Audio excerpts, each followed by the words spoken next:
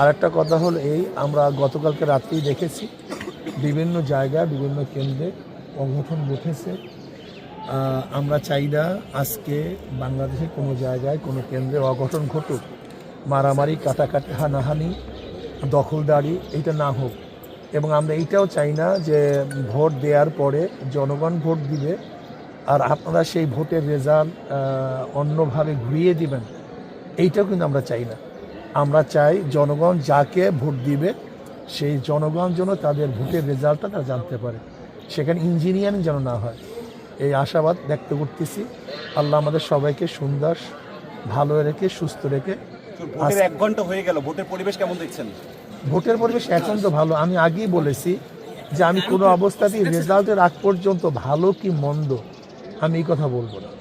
আমি বিগত দিনে আপনাদেরকে বলেছি যে ভোটার রেজাল্টের আগ পর্যন্ত পরিবেশ ভালো ছিল বা মন্দ ছিল এই কথা বলার কোনো সুযোগ নেই।